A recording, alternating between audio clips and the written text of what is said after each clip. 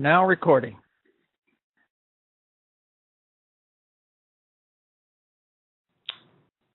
I think it's recording now. Is it recording? Yes, you're good to go. Go ahead. Okay, great. Well, good evening, everyone. This is obviously week 8, or this is going to be the stuff for week 8. It's going to be an introduction to R that we're going to be going through tonight. This is obviously one of my favorite topics. My background, my undergraduate degree was in computer science, so I very much love doing stuff with programming languages. So I very much enjoy this section of the class, and so I hope you do too. In my particular section, I did do a survey ahead of time to see who had some programming background, and it looked like about half the class did and about half the class did not. The first thing I would just encourage everyone, even if you have some programming background, because it looks like most people had not done anything with R, is the best thing to do is just to set some time aside and just begin to play with these things, because me going through this tonight, I think it's going to be a little bit overwhelming at first, but I think if you just sit down and just kind of type in the commands and work through these slides on your own time after this presentation, you're going to see it come together really quickly for you, okay? So let's start by talking a little bit about what is R. R is a statistical programming language, okay? So it's a little bit different than Java or C++ or some other things. It was specifically put together for the purpose of doing statistics. It's actually a play on words. It's actually, S was a proprietary language that came out before R, and people didn't like that. They wanted something that was free, something that was open source. And so they came up with this language called R in New Zealand in 1993. In order to compete with the commercial version of S. And so that's actually why it's named R, because of where it is in the alphabet. They said, we want you to think of R before you think of using S. So it's a bit of a play on words. And like I said, R is free, it's open source, it's available for different operating systems. As you can see, I'm using a Mac tonight, and I know that some of the other professors use Windows. It works on both systems. You can build graphs really quickly, and faster than you can do them in Excel in R. So it's got great visualizations. Good statistical methods are already built in. It can work out of the box, do some great stuff really quickly, much more advanced and much quicker than you can do it in Excel if you know the formulas. Of course, you can save your commands and you can easily reproduce your results, part of scripting or writing any kind of with any kind of programming language. And of course, your results, once you script it, can be shared with others. One of the things that's really important about R is there's lots of documentation out there because there's lots of commands. You really need to know the commands in R really well. And it's really easy to forget those when you don't work in R every day. So one of the things that's unique about R is you got to read the documentation probably more so than you would with other languages because there's just so many commands that are rich and are right there if you just know where to look. Reading the documentation is really important in R. Parallel processing. It works well in academic environments. For my job, I actually work for the National Cancer Institute, and we use R all the time in that environment as well. So it is heavily used in research. It can be used with other tools, including web tools, and you can actually web enable R. And it supports analyze structured data. These are things that you see in comma-separated files, databases, Excel spreadsheets, or unstructured data, things like graphics. So it can do all those things. One of the things that I think some people might see as a drawback to R is that there's no graphical user interface. This can also be seen as a really strong advantage to R because you can do a lot of things on the command line. And as you get more and more advanced, and if you begin to use Linux more in a really rich research environment, you might see those things become really handy. But if you're used to Windows and things, you might see this as a disadvantage. It does require some effort to learn, and you have to practice it. And if you know other languages, like many of the classes do, it will be a little bit different, and it'll be hard to remember those commands. But a lot of the things you know from other programming languages will also be true in R, and so you can Google them really quickly to figure out what they are. As I said before, reading those help pages super important in R. R, like many languages, is case sensitive. And like everything, it's not going to solve all your problems. It's not necessarily the best tool for every situation, but it will solve a lot of them, especially in these courses. You do need to update it often. Quite often, the packages are updated. I update mine about once a week when I'm messing around with R stuff. Okay, So like I said, it doesn't have a graphical interface, but there is a thing called RStudio that can be downloaded, which is an IDE, which basically stands for Integrated Development Environment. So it gives you a wrapper, if you will, around the language so that you can begin to manipulate the language in a more familiar way if you're using Windows and things like that. This IDE, I will tell you, is a little bit different than other IDEs that you may be familiar with. In that it actually implements some features of the language inside of itself. And at the end, I'll show you a demo, and we'll talk about that a little bit. And so those of you with some programming background will begin to see some of those little slight differences here I think you're going to find are really interesting, and it can make for some really good tools. And one of these things is allowing the preview of environmental variables and functions. Again, we'll show this to you in a little bit, but just note it for the time being, and we'll come back to this topic. In order to, obviously, to get to know R, like I said, you need to read the documentation. There's obviously online help at Big Data University, or you can try, learning about the programming languages like other ones. There's different websites. Here's a particular website that you can go to. There's some good information out there. However, in order to get it installed, the first thing you need to do is you need to download R, okay? You need to download the R package, and you need to install it. And you can do that from here. What you're going to do when you go in here, you're going to click on that, and it's going to say download, and it's going to ask you to choose a mirror. So you're going to choose a location. It's going to be like a list of states and a list of countries, and you're just going to choose one that's close to you, and you're going to choose a location close to you. If you don't know what to choose, just choose one of the government sources, if you will. There'll be something like Oak Ridge National Laboratory. Just download it from there. It's a trusted source. We know that they have the latest copy. You can always download it from there. Once you've downloaded R and installed it, it's just a package. It's going to come up and install like anything else on your computer. Nothing fancy required. You're going to download the RStudio, which is the IDE that I just referred to. So again, here's the web address. Just go there, download it, install it like anything else you would install on your computer. Of course, you do need to be an administrator on your computer in order to install this, which so if you have limited privileges, you may not be able to do that. So you do need to have a computer where you, like your home computer, where you know all the passwords. Okay? Again, once you have this all installed, no surprises. You just need to launch RStudio. Okay? For the purpose of this class, that should be sufficient. There's nothing special you need to do. If you happen to know Linux and you want to work on the command line, you can certainly do that as well, and you do that by just typing in the letter R on the command, and it'll bring up R there as well. But I think that applies to very few students in the class. Okay, so let's talk about the RStudio interface a little bit. As I said, it is a little bit different than other IDEs, and the first thing you notice when it comes up is you're going to notice the console on the left-hand side, which you see right here, this arrow pointing to that. You see the environment and history tabs over here on the right-hand side. I'm sorry, the console went on the left-hand side, environment tab on the right-hand side. And then you see these tabs down here, files, plots, packages, help, and viewer. One of the first things you're going to notice is the first thing it's going to tell you is the version of R you're running. In this case, this screenshot was taken with 3.2.3. I believe the latest version is 3.2.4. R always has cute little names, little snarky names that go along with it. So this was Wooden Christmas Tree. And so it'll give you a little name like that, and that's to tell you what release you are. Okay, and then you see a little prompt right here. Again, if you're familiar with Linux command line, this is the same prompt you would see if you were in the terminal. Environment history tabs, files, plots, and packages and helps. We're going to talk about that as we go through this a little bit more about which each of these things do. Okay, so like I said, the console comes up. The prompt, like I said, is where you can actually type in commands just like you're on a command line interface there. And so instead of running a script, you can just type in a command and just hit enter, and it'll run that command immediately after you type it in, and it'll show you the results right below it. Okay? That's what you can do in the console. And you can keep doing this over and over again. On the right-hand side, we talked about the Environment tab.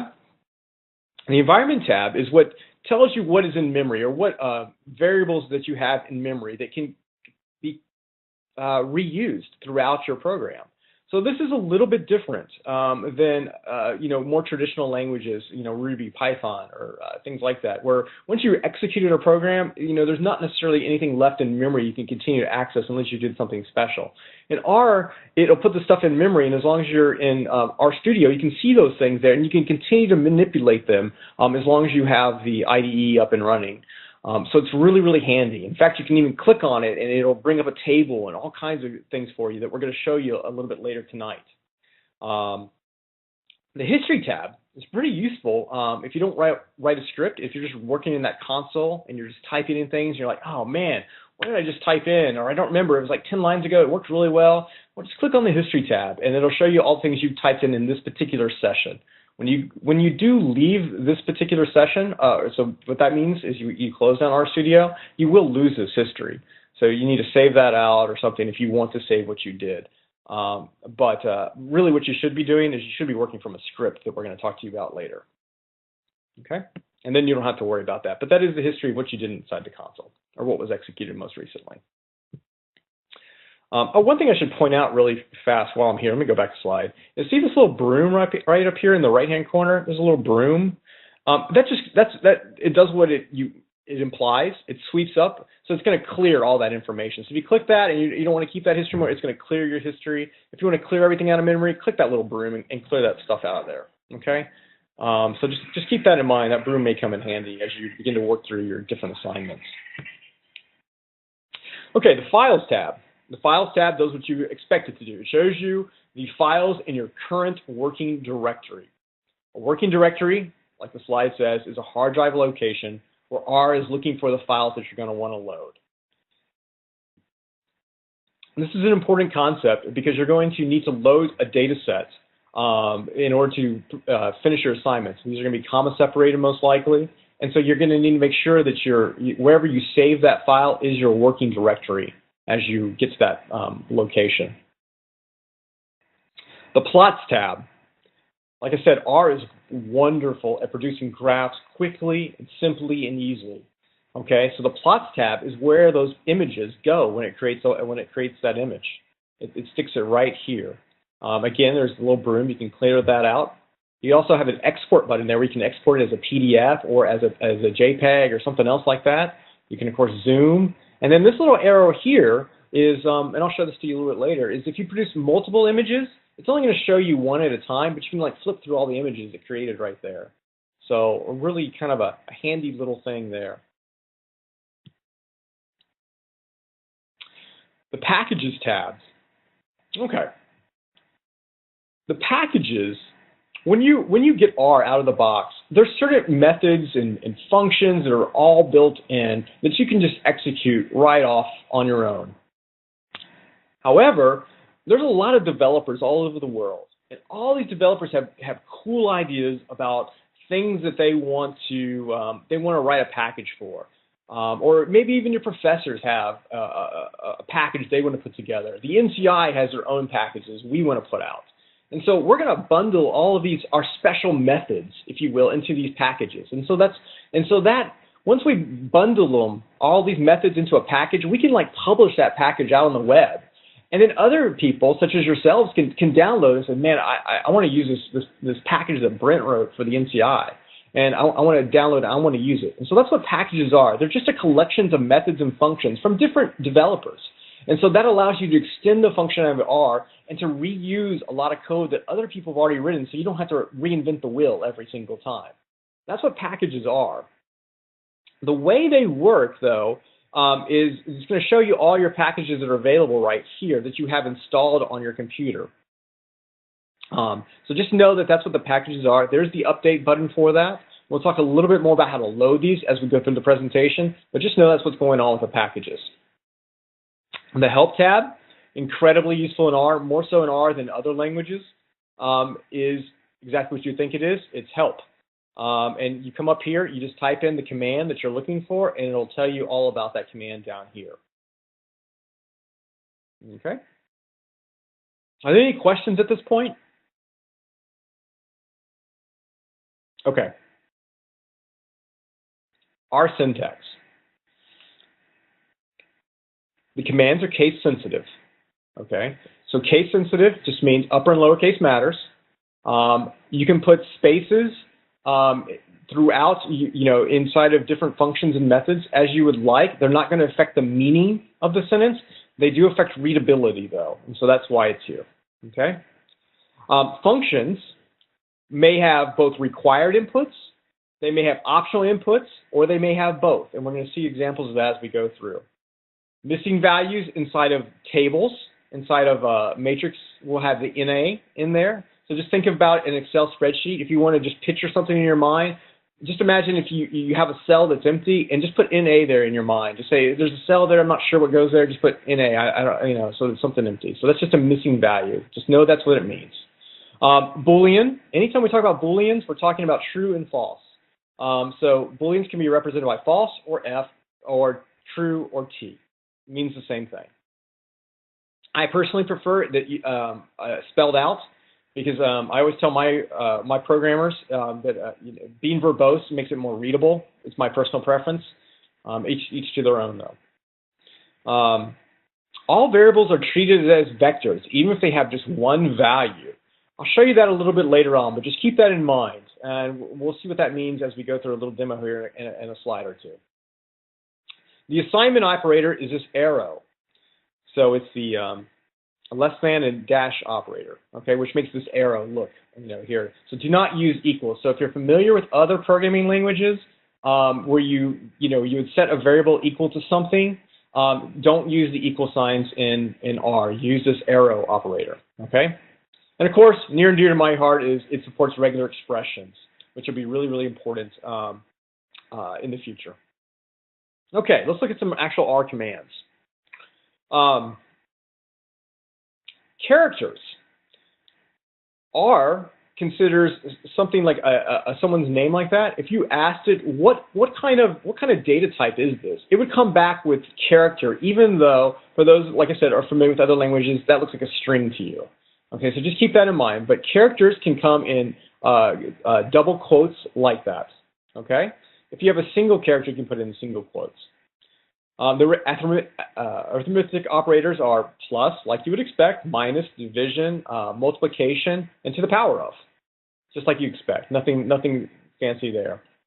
Of course, like you would expect, you can combine operators, and you can use RStudio as a calculator. So if you just type in 2 plus 5 on that console prompt right there, you get back exactly what you would expect to get back. You get back 7, okay? Or 16 divided by 4, you get back 4, okay? Or 15 squared, we'll get back 25. Okay, just like you would expect. You can use it just like a calculator. Now, 1 minute ago, I said that all, let me just flip back a slide right here. I said all variables are treated as vectors. Here you can see a little bit of example of that. You can see this 1 out here in front. That's kind of telling you we're talking about the first row, the first column of this object that is in memory. That's this unnamed object, essentially, in this particular case, because there's no variable here. And so that's what that 1's referring to, and you're always going to see that. That's not part of the solution itself. It's just something that's always there to tell you what's being shown, and you'll get familiar with it. And again, it's a little bit different than other programming languages because you might have expected a 7 just to come back on the command line by itself, but just know it's actually going to be 1 in brackets followed by the answer, okay? So I just want to draw that distinction here. Here you can see us assigning to the variable x. You can see us going 22 plus 5 and assigning it to x, okay? And then if you want to print something, while there is a print command, and there are some different things, also like a cat command in R, you don't have to use those. Those have special meanings. You can simply write the variable on its own line and just hit enter, and that will also do a print to screen. So in this case, you see we assigned x, somebody hit enter, and then they said, okay, well, we'll go ahead and print that, and they typed in x, and they came back with 27, okay? So a little bit different. If you're not familiar with other languages, it'll be perfectly natural because you have nothing to compare it to, but for those who are, it may be a little bit different than what you would have thought. Okay. Comparison operators, greater than, less than, greater than or equals to, less than and equals to, greater than or equals to, equals equals. Okay, so equals equals is the same thing as saying the value on the left, is it equal to the value on the right? And it returns a Boolean, true or false. So really, really important. So just like greater than or less than, is going to do a comparison and say whether the syntax is true or false. Equals equals does the same thing, okay? And same thing with the bang equals. Bang equals means not equals. Anytime you see a bang or an exclamation mark, that means not in many programming languages, okay? So you can see an example of that. Is 2 greater than 4 false? Is 7 is not equal to 8 true? Okay, so you see the example of that. It makes perfect sense. And again, there you see the 1 inside the brackets. You can, of course, build more complex things. One thing to note is if you want to do an or, to say, I want you to say, is 2 greater than 4 or is 7 not equal to 8, you could put a bar in between. That bar means or, an and sign means and. Okay, and it's a single bar and a single and. Again, for those who are familiar with Java, where you have to put doubles, here it's only single, there it's double. The operator bang, which is not, negates a logical value. We talked about that already. Does that make sense to everyone? Any questions? Okay. Vectors. The best way to think of a vector, and this, I like to make things as simple as possible for people to understand. So this isn't technically mathematically true, but I think it's true for everything that we need to do for anything in these classes. And it's actually, at work, we even use the same language. So a vector you can just think of as a list if you want.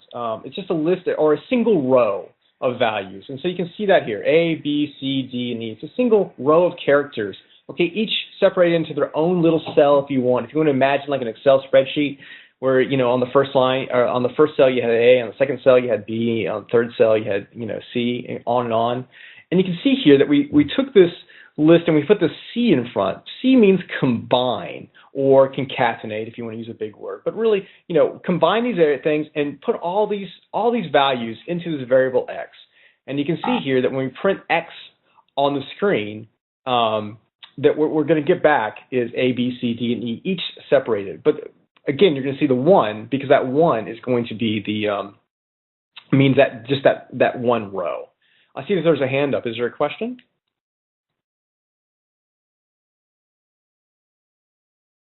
No questions? Okay. And again, when you put together a list, you can reference that particular list by the cell, if you will. Again, just continue the analogy a little bit here for you. By just putting the number of that item that you want to get off the list in there. So you can see in this case we stored A, B, C, D, and E inside of this variable X. And here we want to get the first element out of X. And so X, and we put inside the brackets the 1, it returns just the A. Okay, so if I put a 3 there, it would return the C. If I put a D there, it would, I'm sorry, not a D. If I put a 4 there, it would return the D. Then you can do this cool stuff you see on the next line, where you can put a colon in between it, and this can get really powerful. This says, return to me everything that's in cell number 2, 3, and 4. And so I get B, C, and D in that case. Okay, so everybody see how that syntax works? Okay, so the next part here is length. The length, if you pass in the particular vector that we're working with, will return the length of that vector, and that's just the number of elements it has in it. So in this case, it has 5 elements. It returns 5. In class, in this case, it's going to return a character. It's going to say this is a vector of characters. Okay. Okay. Any questions? Okay. Things you want to do with those vectors, you're going to want to manipulate them. One way you can manipulate them really simply is just to reverse the order of them. That's what the rev command is going to do for you. Or you can use the order command to sort the elements. Okay, and so here we can see it's starting to combine them. Okay, so we're going to order X. Okay, using the help pages. Let's go through this really quick. This is if you need help with a particular item.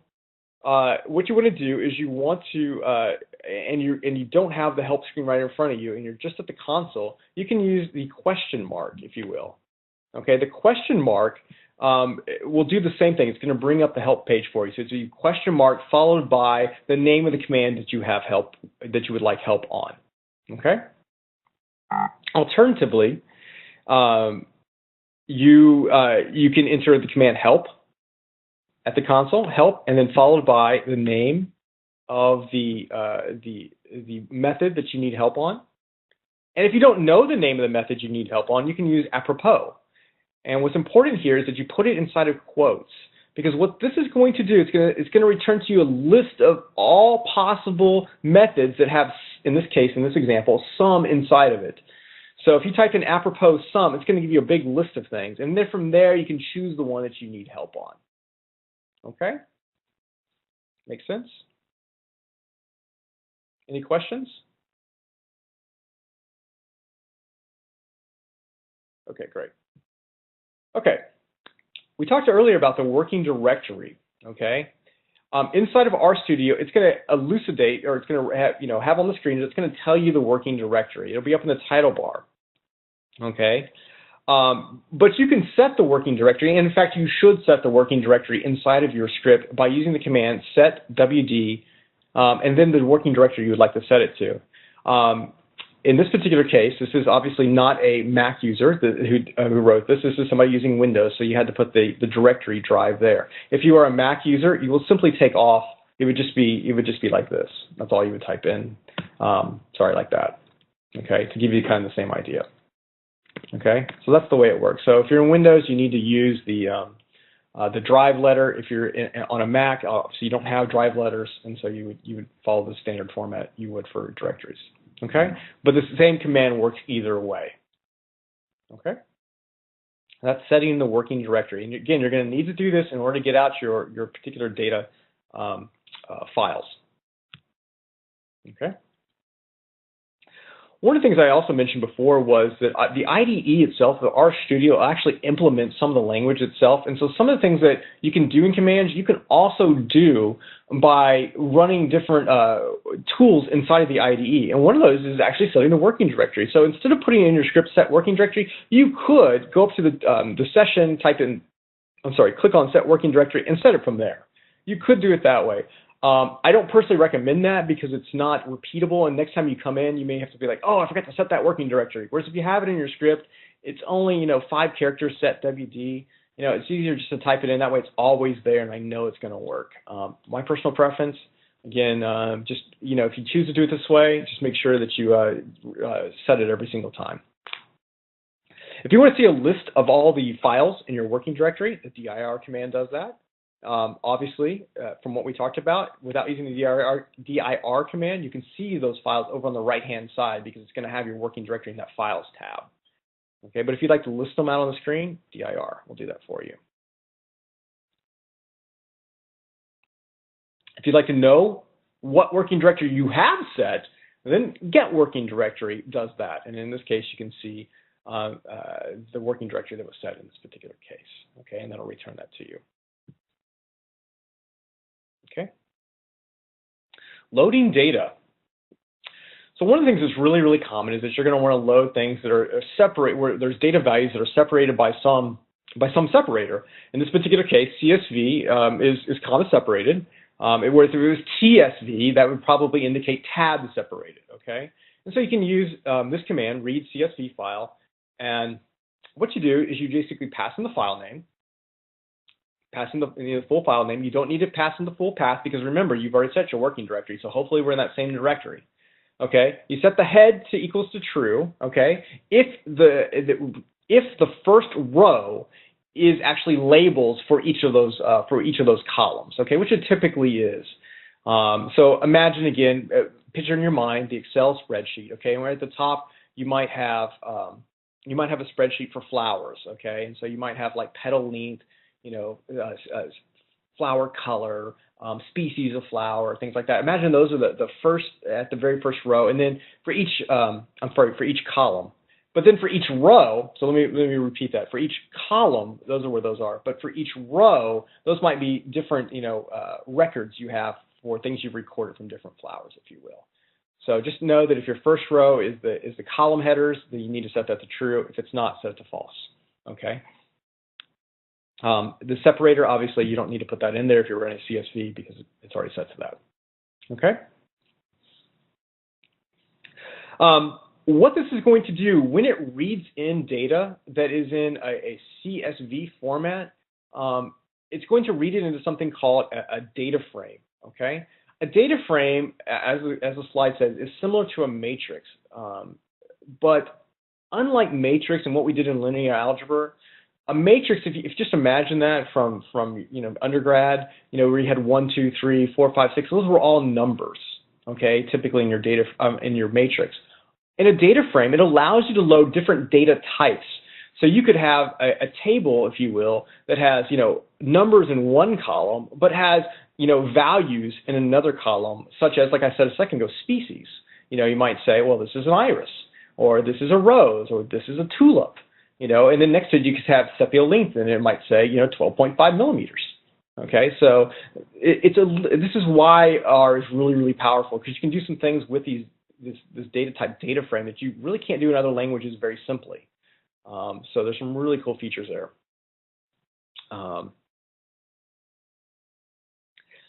When you're naming your variables, up here the variable cars is being named, okay? Just know that you can't start those variable names with special characters, okay? And again, you can imagine why you can't start with the bang, because again, we already said that's a special character and it means not, so it has a special meaning.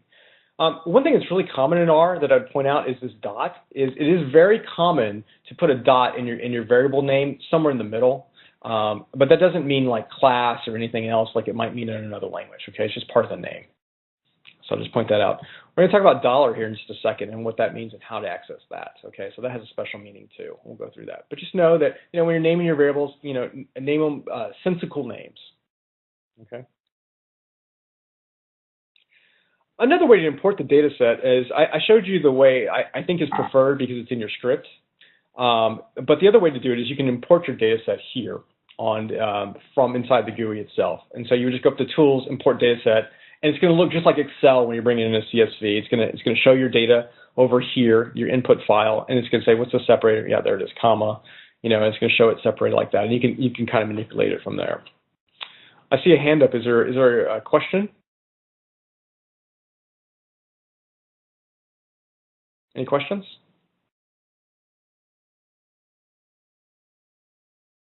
Okay.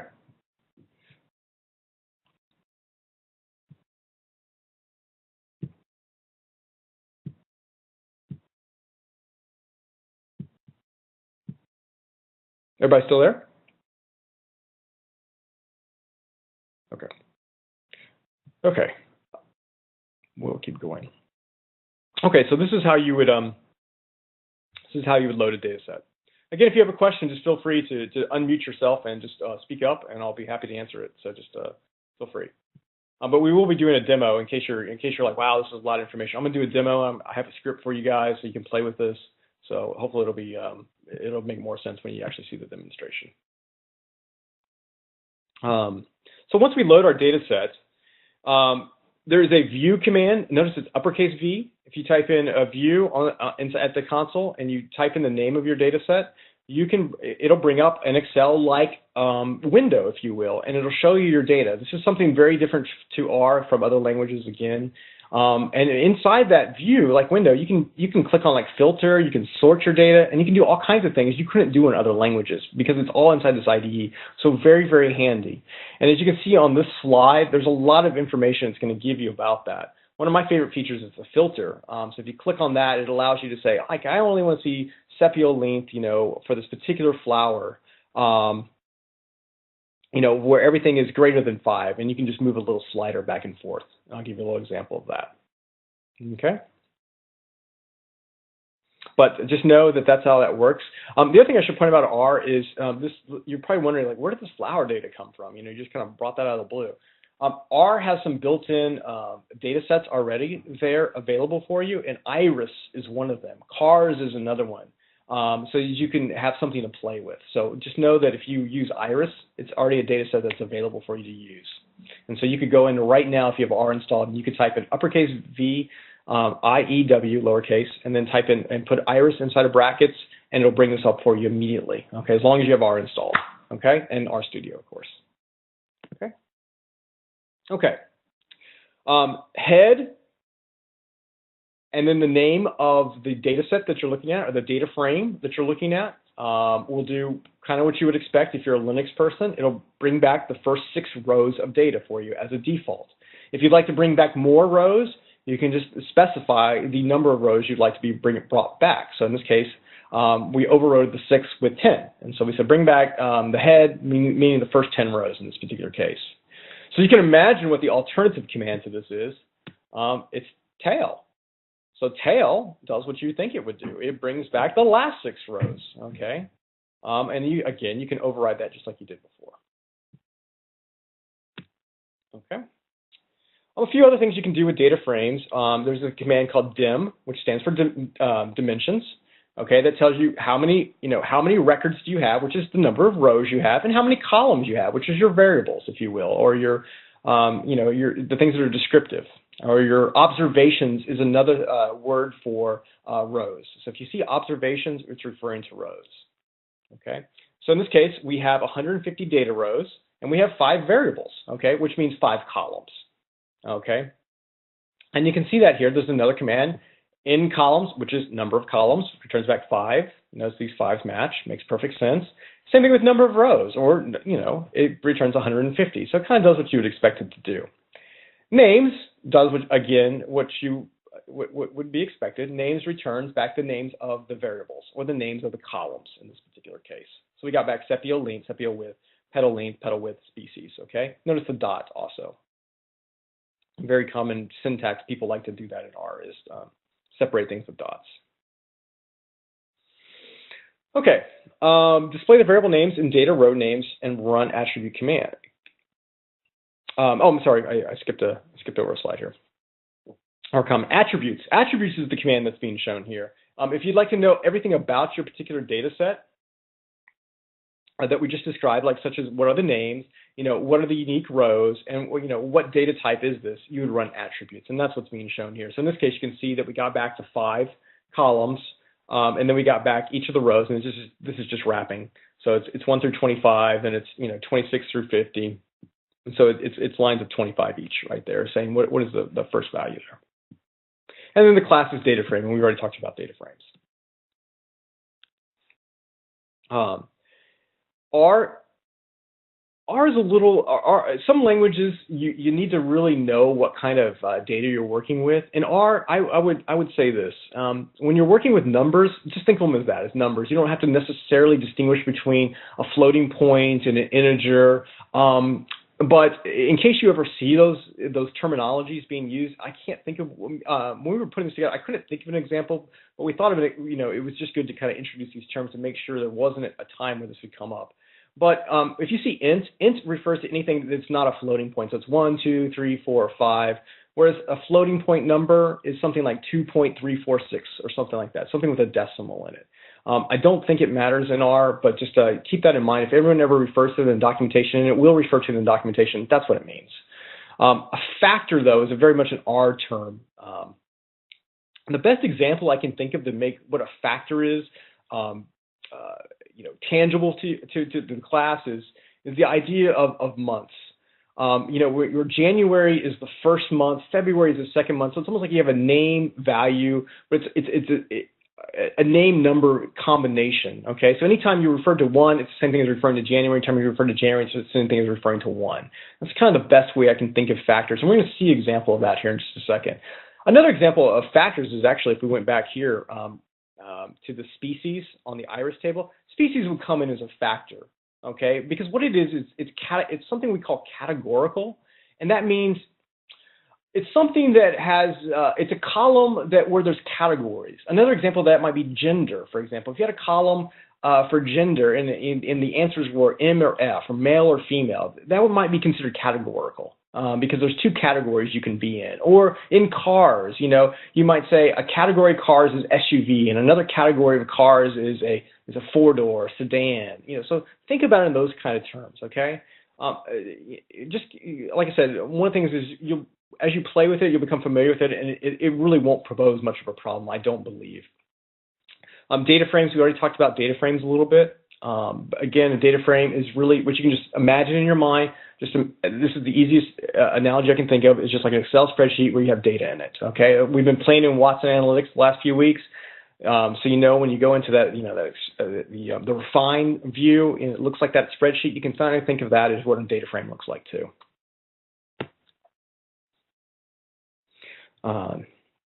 Class, we talked about that already. Class is if you're not sure what a particular column is or how it's being manipulated, you can use the class and it'll bring back and it'll tell you what kind of data type it is. So in this case, character for X.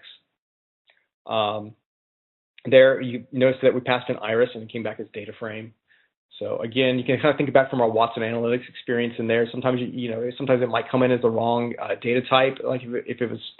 If it was supposed to be, if it was a 1 and 0 and it was really supposed to be, categorical, meant something, you probably needed to change that instead of keeping it as a number. So you can think about those kind of things as you go through this.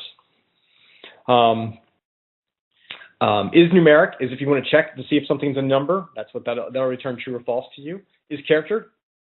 Is it a character? It returns true or false to you. Okay. So here you can see that someone's passing in the iris, and you see that $sign right there. That $sign right there is how you access a particular column inside of your data frame. Okay, so we talked about data frames, and before, up to this point, we've just been manipulating the data frame as a whole. Okay, but now what if I just want to get to one particular column? Well, like I said, the way you do that is with that $sign. Okay, so that means inside of iris, you should see a column called sepal length. Okay, so in this particular case, I just want to know, is sepal length numeric? And it says true, okay? Whereas if I just passed in iris, it's going to come back probably false because iris is a data frame. It's not numeric, okay? So does that make sense to everyone? Any questions?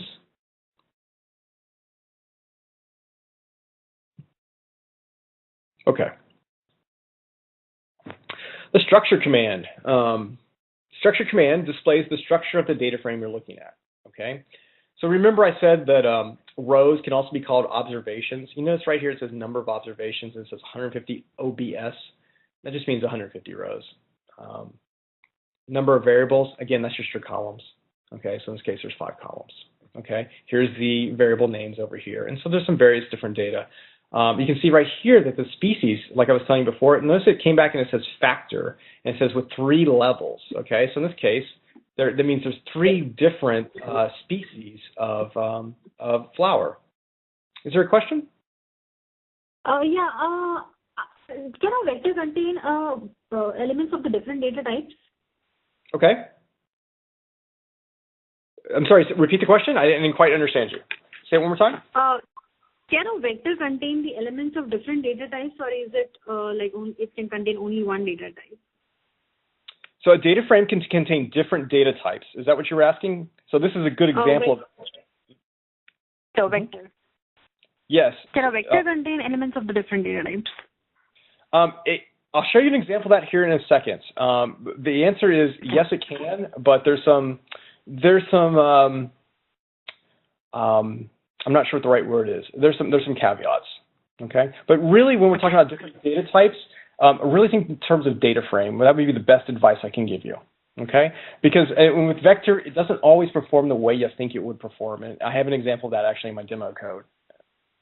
Okay, so here's the data frame, and notice it says number, factor. So yeah, different types.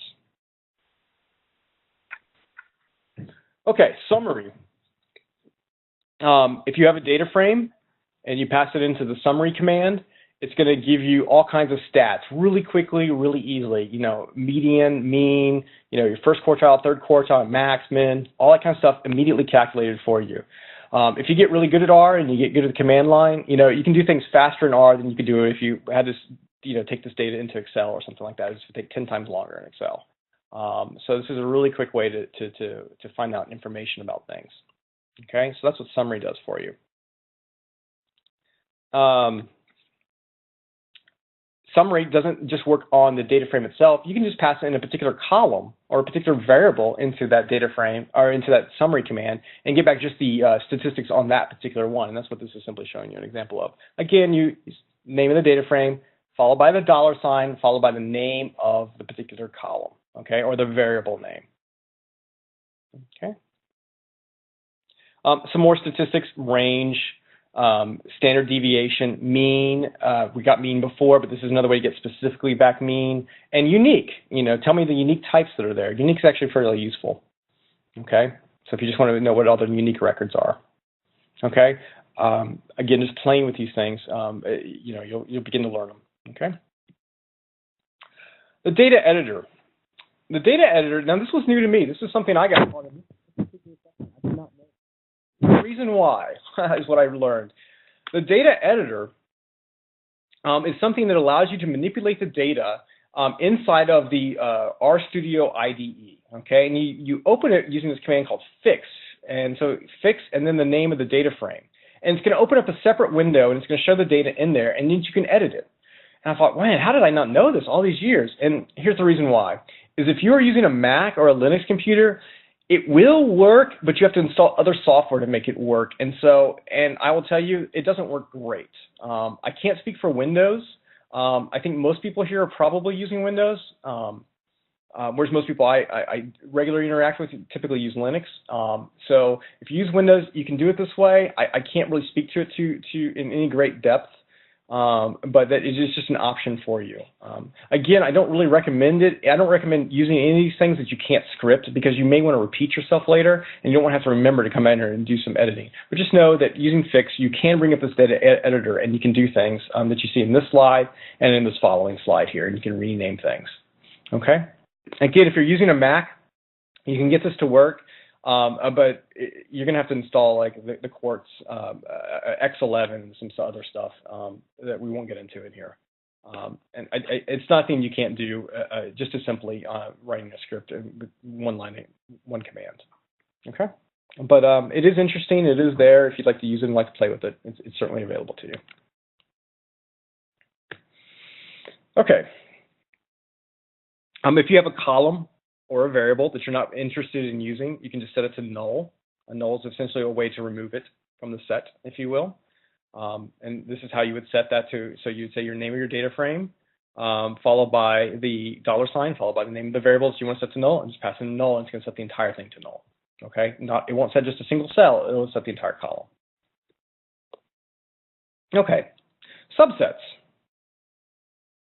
So say we want to extract a particular set of rows and columns from the data frames. Now we talked about head and tail earlier, and so you might be getting to get a hint of how this works, but the way you do it is you type in the name of the data frame, and then inside of brackets you put in the row and the column, okay, that you want to come back specifically. Okay, so in this particular case, you're going to see that we want rows 1 through 6, which is why there's a colon in between. So rows 1 through 6, comma, and then there's nothing. And that's kind of strange syntax. What that means is I want to get back rows 1 through 6, but I want to get all the columns, okay? If I had specified 1 through 6 and I had put a 1, that means give me back rows 1 through 6, and then only return column 1. If I had done 1:6, comma 2:3, that would have been rows 1 through 6, columns 2 and 3. Okay, for each of those. And I'll show you an example of this in our demo, okay? But just know that this is how you access individual cells or a group of cells inside of a data frame, okay? Very, very useful. You will use that a lot. It won't be terribly confusing to you, though it may be at first, okay? But just know the first thing is the rows, followed by columns, as it specifies here. Okay, sometimes you're going to get data sets that have cells with missing values in them, okay, really, really common. And sometimes you need to clean up your data before you can do statistics on it, because, I mean, how do you get the mean for a particular column if there's a cell that's got nothing in it? I mean, what is nothing, or what is NA? You can't do math on it. So the way you do that is you can use this NA omit command to remove these things, to limit these cases. Or if you don't want to eliminate them, when you run the command, there is a way just to say NA.rm equals true, and I'll show that to you. I think it's on the next slide, actually. Okay. Here's a trick also. This isn't a particular command. This is actually a bunch of commands all put together. So if you want to find the number of rows with missing data, type that in. And if you want to parse that apart, you can figure out what that's saying, because you can see that I'm using the not, I'm using this thing, complete cases, and I'm using the data frame. They're all embedded right there. But that's a really quick syntax for you if you would like to figure that out. So just replace where it says cars with whatever the data frame is that you're referring to, and that'll do it for you. So let's go back to what I was saying about the NA emit, okay, because I think that's a little more practical. So if you have the mean, like I said, and you want to get the mean for a particular column, and it comes back and says NA, that means, oh, there's some data values in here that are bad. But if I don't want to get rid of them completely, like it showed on this slide, using the NA emit, I want to leave them in there, but I still want to do my calculation, you just do NA.rm equals true, okay?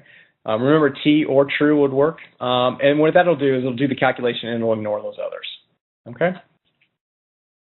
So that's fairly handy if you find yourself with data that's incomplete. Here's some more advanced commands. You can see we get into ordering and things like that. You can use the ordering command to sort the data on the data frame. The default sorter is ascending, okay, which means it's going to go from lowest to highest, okay. And so that's what you see being passed in here. So you're basically you're sorting the rows by sepal width is what this is saying, okay. Sort the rows by sepal width, in ascending order, okay, and then just print off what you find there, okay. Now, if you want to do it in descending order, you put a minus sign. And so you just do the exact same thing, just put a minus sign right there, and that'll make it descending. Okay, so you can see how the largest is here, and it goes down to the lower. Okay.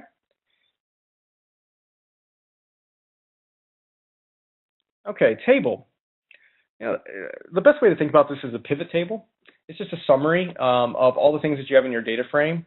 So if you had, like, imagine again an Excel spreadsheet where you had a group of cars that you're trying to work with, and some of the cars are gas and some of them are diesel. And it's like, I want to know how many cars are diesel and how many cars are gas.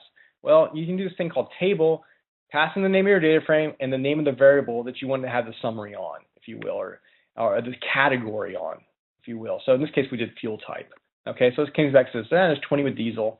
There's 185 gas cars out there.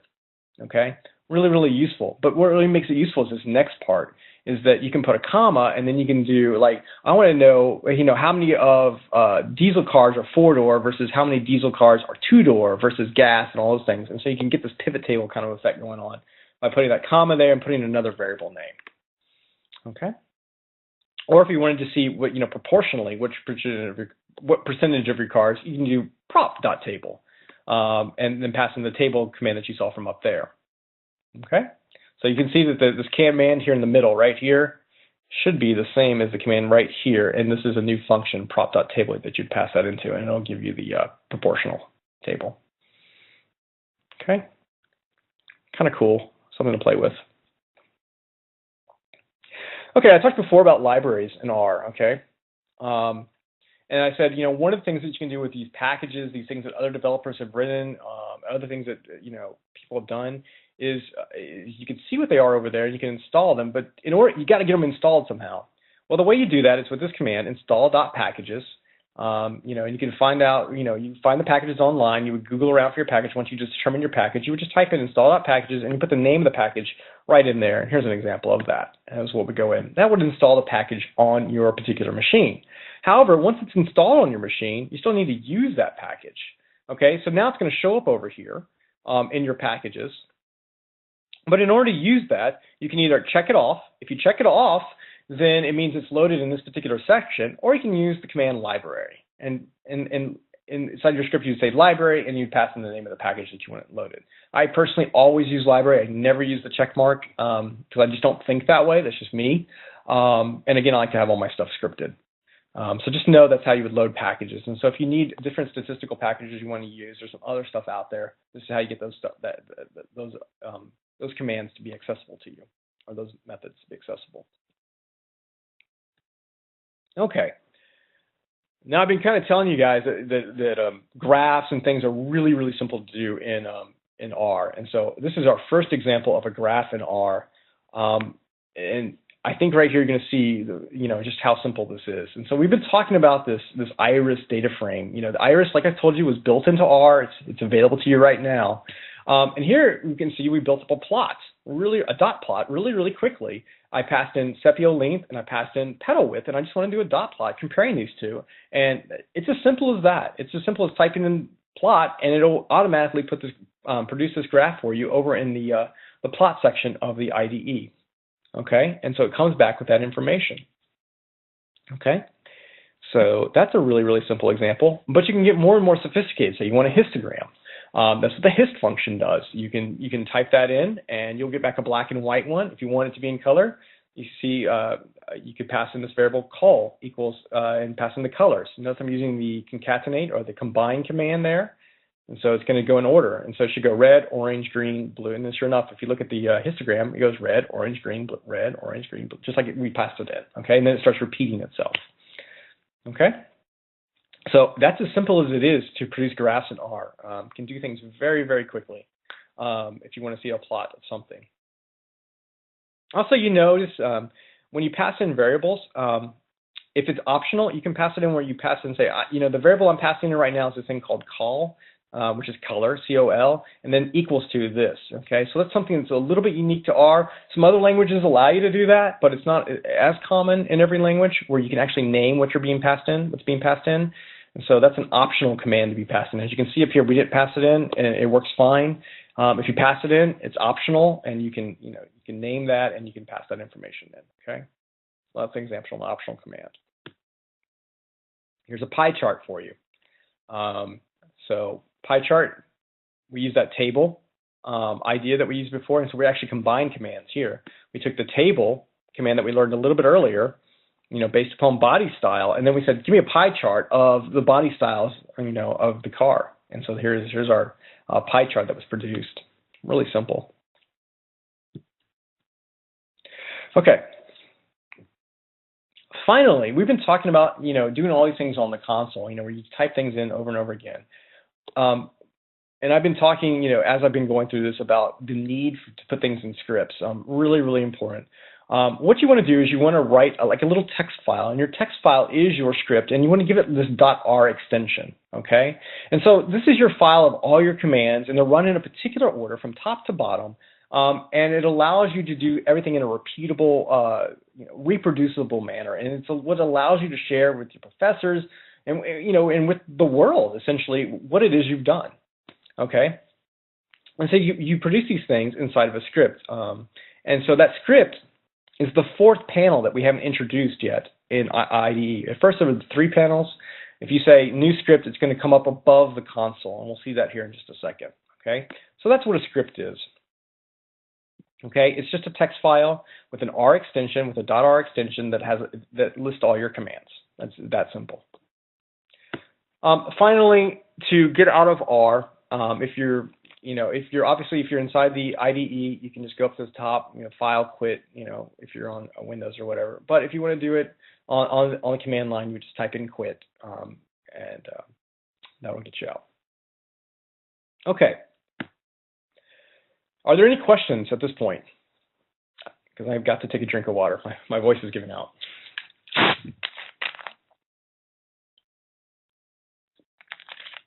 Okay. If there's no questions, this next part, I'm going to put all this together for you, and I'm going to show you how to kind of begin to do your assignment number 4. I will say that the point of this demonstration is not to teach you the statistics, and so I'm not going to describe the results. Your professors are going to be describing the results for you in classes and how to use them specifically. What I'm going to be talking to you here about is the syntax and begin to get you the idea of how to use R to solve your assignment number 4, okay? But again, the professors are going to talk about the specifics of what these stats mean and how to use them and what all these numbers up on the screen are going to mean. So when you see that, don't let it blow you away. Just take it in. Just say, I'm here to look at the syntax and just kind of look at the order of events, okay? And so you can always come back and refer to the slide later as you work through your assignment, and work from there. Okay? So the first thing we want to do is we're going to do a multiple linear regression, okay? And so in order to accomplish this, just like to accomplish anything, we're going to need to do a series of commands. So we're going to use some commands that I've already taught you, and then I'm going to introduce 4 new commands for you. This one called set.seed, sample, lm, in step. Okay, set.seed is going to set a random number generator. Sample is going to break apart your sample into test and training sets, or any sets you would like them to. LM is actually going to do your linear model for you, and step's going to find the variables of significance for you. That's a lot to take in, and as I said all along, is really important in R is using the help feature. So if you want to know more about these and what options are available, this is a great opportunity to use that help thing. So go over in the R Studio and type in help and type in step, and to see all the options that are available to you and all the things that are written about it, okay? Because it's a whole presentation in and of itself just to describe what each of these can possibly do for you, okay? But these are basically the commands you're going to need to run, okay?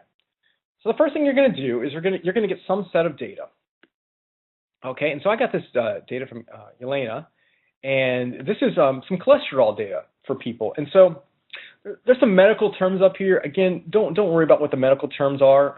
Just know that there's these are columns, okay? And notice that the first row is the header, and it tells you what each of these columns stands for, okay? Some of them are obvious, age and sex, whereas phthalates may not be obvious to everyone as to what that is. And some of these are like resting heartbeats and your maximum heartbeats and some different things like that. But anyways, you're going to get a set of comma-separated data, okay? You're going to need to set your working directory. So remember we talked about how to set your working directory. In this case, I set it to, I'm on a Mac, so I don't have the drive letter, and I set it to my home directory because that's where I happen to store this particular data, okay? And then I need to read this in. We taught you a couple different ways you can read in data. Again, I like to write things in scripts, so I definitely recommend doing it this way. Read it in. So here's my name of my file, cholesterol.csv, and I say, yep, the first row is a header equals true. Notice I didn't put in the separator because we know what the separator is at CSV. It already works there, so I don't need to set that. So I didn't bother. The next thing I'm going to do is I'm going to split into into a random set of test data and training data. So the first thing I need to do is I'm going to set the random number generator. I'm going to set it to a number I know. That way the next time I come in here, it's repeatable. It's always going to be the same group. So I'm going to say 70% of the data is going to be training, 30% of it's going to be test. Okay? So here we have a long command that is essentially multiple commands embedded inside of each other. So you see the C right here. Okay, that's your combine. Okay, and that's where you're going to put your 70 and 30, or whatever percentage you want to use. And you can carry this out further and further. 2 right here in sample is the number of data sets you want. In this case, I want a training set and a test set. Well, that's 2. Okay. Number of rows. This is the number of rows inside of this data frame. Okay. My cholesterol data frame, which I read in right here from that CSV file. Okay. I don't know if you need to worry about replace. Just place equals true. And I'm going to store it in this variable end. Okay. So I'm going to run that command. And now I'm going to, it's going to store everything in there, and then I'm going to put my training data is going to be in the first row, and so I'm going to put it in there, and then in my second one, I'm going to put it into this one. So training and test. Again, it's just to teach you the syntax here. They're going to go through the specifics of why you're doing test and training sets and all that kind of stuff throughout the course. So don't worry too much about that. Just look at the syntax. Kind of play with it on the command line, type these commands in. You should be able to just type in these exact things, and then try replacing some of my numbers with some different things and observe the results. Okay, that's the best thing I can tell you to help you through all this. Okay? Okay? The next thing you're going to do is you're actually going to do the linear model. Okay? And so what we're going to do is we're going to set our formula, and so in this particular case, I want to know what, I'm going to predict for cholesterol based upon these other variables. And so in this case, the dot means something special. That means use all the other columns in order to predict this cholesterol. If I only wanted to use certain columns, what I would do is I would use this format here where I'd say age plus, what was the other one? Phthalates plus resting heartbeats, however many I wanted to use. And I'd have to actually write them in by hand with a plus sign in between them instead of that dot right there. Okay, but in this case, I just want to use all of them, and so I'm just going to put the dot, and that's just a shorthand way of doing that. And then I tell it to use the training set of data, okay? And then store the results in this variable results, okay? Once you do that, then there is this command called step. Step is going to give you AIC. It's going to begin to figure out your variables of significance, okay? and it's going to store the values into this results1, which is what I'm calling it. And if you'd like to see that, I printed it out here to show you what's being stored in there, and so it's going to store all that information. And then finally, you're going to do summary, which it's going to say, give me the summary results, and this is going to give you the values you really need, and it's going to give you the data that you're going to need to really produce stuff from here. And so this is the final results that you're trying to get to, and so you should see something like this. Notice I put that dot in there, and notice up here, it actually put my formula in, as you can see up here. It actually put in age and sex and resting ECG and phthalate, okay? And notice this is after I did the steps, so it's not all the variables any longer, it's only a few variables. And so they're going to talk about what that means and why that's the case, and it has something to do with these stars over here that you're going to learn more about. Okay? Having said all that, I know we're going over just a little bit, and again, like I said, the professor is going to go over this a little bit more in depth. This is a good place for you to go to reference the syntax. There is a document coming that's going to go in depth into the linear model. It's going to tell you the linear regression. It's going to tell you a lot more about it. Here's some useful references for you. And just really, really quickly, obviously you guys can read this on your own. I'm going to do a demo really quick. So I'm going to stop sharing this. And I'm going to share RStudio. Okay. So here's RStudio. Okay. You notice I have everything kind of cleared out for us already. I start up here where I'm going to do an example math thing. Just 2 plus 5, maybe we should 7. I'm going to store it in variables, and so this is going to be available for you if you'd like. You can go in here, you can manipulate my stuff, you can play with it, but it kind of goes over the major commands that we went over tonight, and just kind of step by step. It doesn't do anything in particular, but it just gives you examples, and you can come in here and, like I said, play with this information, change my variables, change these numbers, and see what gets printed down below, and see how it manipulates things. Here is something we didn't go over specifically, but we talked about. I'm going to actually create a matrix. And then with that matrix, I'm going to print that matrix out here. And all of a sudden, you're going to see it's going to look kind of ugly. And then I'm going to give it some names to make it look unugly. And then I'm going to transform it, okay, into a data frame. Okay, so you can kind of begin to see how those things work. I thought I had an example. Oh, and here I have an example of a vector. This goes back to someone's question earlier. And here I have hello world is 2 different strings or 2 different characters, and I have a 1 and 2. And when you see test vector here, and we can actually do, you're going to see what comes back, and you're going to take a look at what comes back there. It may not be what you expect. So just take a really close look at that. And so I'm going to run this. The way you run this on a Mac is that you hit Command, Shift, Enter, and that'll run your entire script. I believe on a Windows computer it'd be Control, Shift, Enter. Although I could not swear by that because I haven't used Windows in years, so I'm sure one of your professors or your TA can help you with that. But I'm going to run, actually I think you can just hit run up here, but like I said. So I'm going to run that. So we ran all that script. You can see that this iris data got put up here, okay, and so here's my iris data. If I click on filter like I promised before, see how I can move the slider back and forth, and then all of a sudden it begins filtering data. See how it begins to narrow it down without actually changing what's in my data source. So that's what filter does for me. Notice I can sort, see how it's sorted differently, and I sort there by clicking on it. Notice over here, here's all my variables that are in memory, and these are the things that ran. And then over here are my plots. Notice I created this histogram of the cholesterol data, okay? And if I move the arrow, I also created a dot plot. And notice I put colors on my dot plot, okay? You can barely, but they're like green and blue and orange and things like that. Okay, so you can see that information ran. Down here, you saw a lot of stuff being printed out. And so if we scroll up back through here, you can see, what each of those things, what each of the commands actually did along the way. Because what it's going to do, it's going to print, like in this case, here's step. And so here's the command that was run, and then here's the results of that command. It's going to print it right there for you. So you can, very quickly see what is going on with your code, and what kind of data is being put there. Again, because this data is still available to me, I should be able to do summary. I should still be able to use that data right here. And sure enough, I can. So because I had that cholesterol data frame still in memory, even though the program is finished executing, if I go down here in the console, I can begin, I can still run commands over that same data set. Okay, or I can double click on it in here. If I double click on it in here, notice it brings up a table, like an Excel type table over here of that information. Okay, so it's a little bit different than other IDEs. Okay, history, you can see the history of what I ran. Okay, obviously it's not going to show you my script, but it should show you my summary cholesterol data. Yeah. Okay, so that is it I know this is a lot to take in. I try to keep it at an hour. We're a little bit over, so I'll go ahead and stop and ask if there's any questions at this point. I know it's a lot to take in though, in a single hour.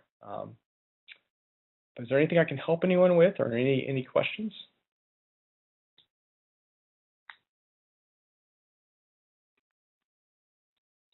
Okay, well, if there's not, I'll turn it back over to Dr. Canode. Thank you, Brent. I think that was excellent. I'm going to go ahead and stop the recording, and of course, all your professors will post the link with the slides in the classroom, so you'll be able to access, review, and go back through this, because it's a lot to absorb. We understand that, but I think you're off and running, and of course, there'll be a lot of other additional materials to help. So let me go ahead and stop the recording before I forget.